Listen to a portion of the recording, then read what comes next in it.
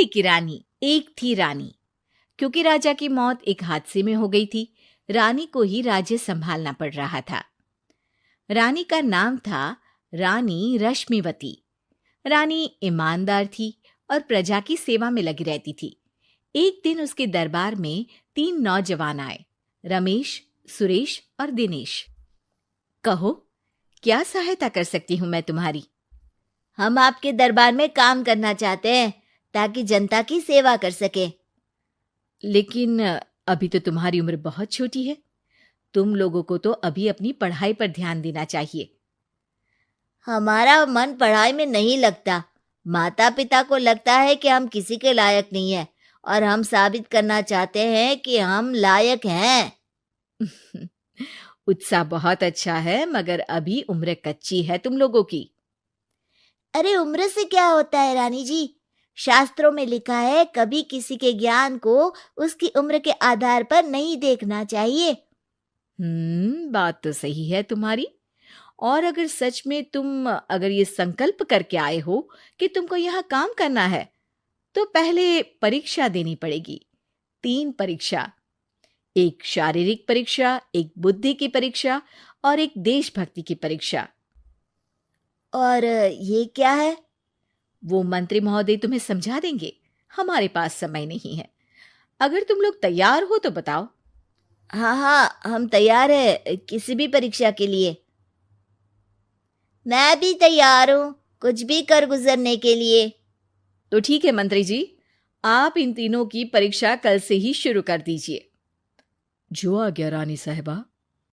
अगले दिन से ही तीनों की परीक्षा शुरू हो जाती है। पहले शारीरिक परीक्षा, यानी किस में कितना है दम, ये देखेंगे हम। क्योंकि शरीर में दम होगा तभी तो प्रजा की सेवा में दम लगा पाओगे। हमें क्या करना होगा? वो पेड़ दिख रहा है, जो सबसे पहले चढ़ेगा उस पे दरबार में नौकरी पाने के अवसर उसी के बढ़ जाएंगे। मैं चढ़ता हूँ। अरे रुको रुको, गिनती गिनने दो। 1, 2, 3। 3 की गिनती के बाद रमेश और सुरेश भागकर पेड़ के पास गए, मगर दिनेश आराम से पेड़ के पास गया। जैसे ही रमेश और सुरेश आधे पेड़ तक चढ़ गए, दिनेश ने उन दोनों की टांग पकड़ के उन्हें नीचे गिरा दिया और खुद पेड़ पर चढ़ गया।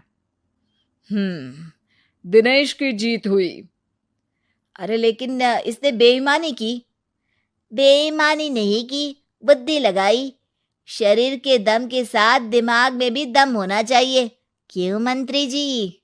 हाँ हाँ, बात तो तुम्हारी सही है, लेकिन बात अगर बुद्धि की है तो बुद्धि की असली परीक्षा हम कल लेंगे।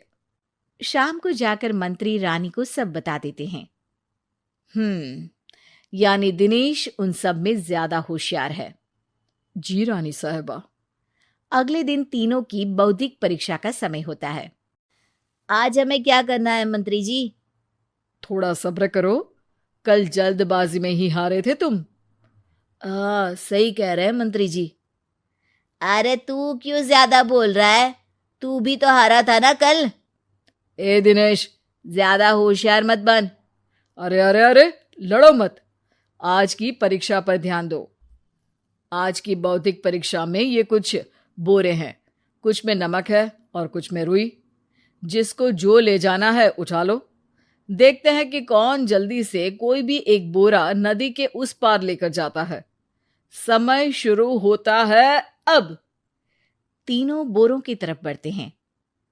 सुरेश, नमक की बोरी भारी है, ले जाने में मुश्किल होगी। हाँ हाँ, सही कह रहा है, रुई हल्की है, हम दोनों रुई लेकर चलते हैं। अरे भाई, मैं तो नमक लेकर जाऊंगा। रमेश और सुरेश ये सोचकर हंसते हैं कि आज तो दिनेश हार ही जाएगा। दौड़ शुरू होती है। 1, 2, 3। तीनों नदी की तरफ भागते हैं। रुई में वजन कम होने के कारण रमेश और सुरेश आगे निकल जाते हैं और दिनेश थोड़ा पीछे। पर जैसे ही वो सब नदी में जाते हैं, दिनेश की बोरी का नमक गलने लगता है और वजन कम हो जाता है, जबकि रमेश और सुरेश की रुई में पानी भर जाता है और बोरी का वजन बढ़ जाता है। अरे ये इतनी भारी क्यों हो गई रमेश? अरे मुझे क्या पता, शायद जादुई बोरी है। अरे लगता है कि हम बेवकूफ बन गए। बने नहीं हो, तुम हो ही बेवकूफ। इतना तो पता होना चाहिए कि पानी में नमक गल जाएगा। दिनेश का पूरा नमक गल जाता है और बोरी खाली हो जाती है। वो जल्दी से रेस पूरी कर लेता है। इस परीक्षा के विजेता भी दिनेश ही हैं। उसने दिमाग लगाकर दिखा दिया कि वो बौद्धिक परीक्षा में भी रमेश और सुरेश से आगे है। अब कल तुम्हारी देशभक्ति की परीक्षा होगी, जो स्वयं रानी मां लेंगी। रात को फिर मंत्री रानी के पास जाकर बता देते हैं कि आज की परीक्षा में कैसे दिनेश ने अक्लमंदी दिखाई और बौद्धिक परीक्षा में भी उसी की जीत हुई। अरे वाह, दिनेश तो हमारे बहुत काम आ सकता है। हम उत्साहित हैं कल की परीक्षा के लिए। वो तो ठीक है रानी साहिबा, लेकिन हमने सुना है कि पड़ोसी राज्य का राजा आकाशदीप हमारे राज्य की सीमा में घुसपैठ कर रहा है। ये तो चिंता की बात है। हमें जल्द ही कुछ करना चाहिए।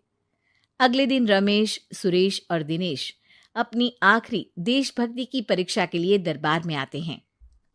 प्रणाम रानी साहिबा। नमस्कार रानी जी। प्रणाम रानी माँ।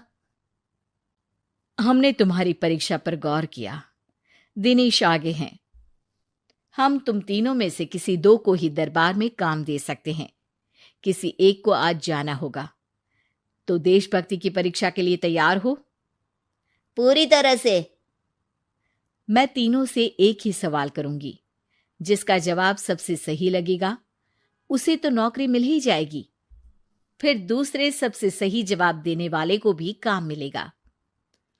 आप लोगों का समय शुरू होता है अब। ज्यादा सोचने का समय नहीं होगा। जो मन में पहली बात आए उसका जवाब दे। तो सवाल ये है कि तुम इस मिट्टी के लिए क्या कर सकते हो? मैं इस मिट्टी को साफ रखूंगा। यहाँ के लोगों के भोजन की कमी को मैं पूरी करूंगा। मैं यहाँ के लोगों को गले लगा लगा के उनको खुशी दूंगा रानी माँ, और गरीबों के लिए घर बनवाऊंगा। मैं इस मिट्टी के लिए किसी की जान भी ले सकता हूँ रानी माँ। मंत्री, दिनेश को एक तलवार दो। जी रानी जी। दिनेश, पड़ोसी राज आकाशदीप की जान तुम्हारे हाथ में है।